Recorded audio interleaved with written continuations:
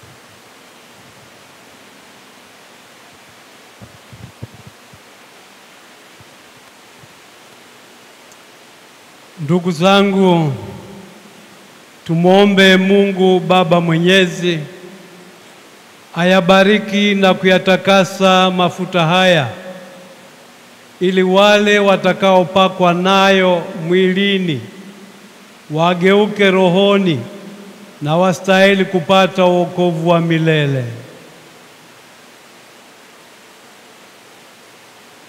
Ee Mungu uliye asili ya maendeleo yote ya utakatifu, tunakuomba shukrani na sifa ambazo kanisa lako linakutolea kwa furaha kwa kinywa chetu.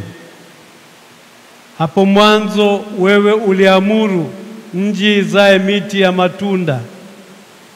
Miongoni mwa miti hiyo ilizaliwa mizeituni yenye utomvu mzito, ambayo matunda yake yanafaa kwa kutengeneza krisma takatifu. Hata Nabii Daudi aliona mbele sakramenti zitakazotuletea neema yako, akaimba kwamba mafuta yatazifanya nyuso zetu zing'ae kwa furaha. Na wakati ule dhambi ya ulimwengu zilipofutwa kwa tufani kuu, njiwa alirudi katika safina akiwa na tawi la mizeituni, akajulisha kwamba amani imerudi duniani. Na hii ilikuwa alama ya zawadi kubwa zaidi itakayokuja kupatikana. Sasa tunakuomba, tunaona yale matokeo yake wakati dhambi za watu zilipooshwa kwa maji ya ubatizo. Mafuta haya yakazifanya nyuso zetu zing'ae kwa furaha. Ulimwenguni uliamuru pia mtumishi wako Musa, baada ya nduguye Arone kuoshwa kwa maji, amfanye kuwa kuhani kwa kumpaka mafuta. Jambo hili lilifuatwa na jambo jingine kubwa zaidi. Baada ya mwanao Bwana wetu Yesu Kristo kumwomba Yohane ambatize na maji ya Yordani, ulimtuma Roho Mtakatifu amshukie katika sura ya njiwa, na hapo kwa ushahidi wa sauti yako mwenyewe ukatangaza kuwa yeye ni mwanao wa pekee unayependezwa naye. Kwa kufanya hivyo, ilionekana wazi kuwa umetimiza yale aliyoagua Nabii Daudi, ya kwamba Kristo atapakwa mafuta ya furaha kuliko wenzake. Kwa hiyo, Bwana, tunakuomba uyabariki na kuyatakatifuza mafuta haya uliyoyaumba.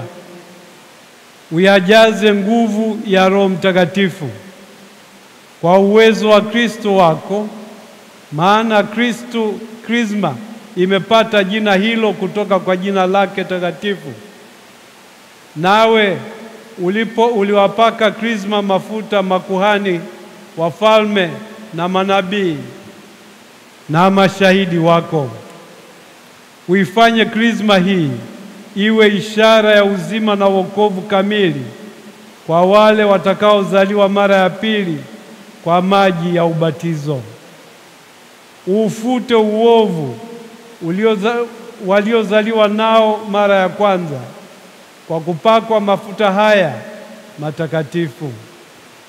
Wageuke kuwa hekalu la utukufu wako na kung'aa kwa uzuri wa maisha yanayokupendeza. Kwa ishara hii ya krisma, wajalie wapate heshima ya kifalme, ya kikuhani na ya kinabii, na kuvikwa vazi la kutokuharibika. Uifanye krisma hii iwaletee wokovu hao watakaozaliwa mara ya pili kwa maji na Roho Mtakatifu. Hatimaye iwafikishe kwenye uzima wa milele na kuwashirikisha utukufu wa mbinguni. Tunaomba hayo kwa njia ya Kristo Bwana wetu.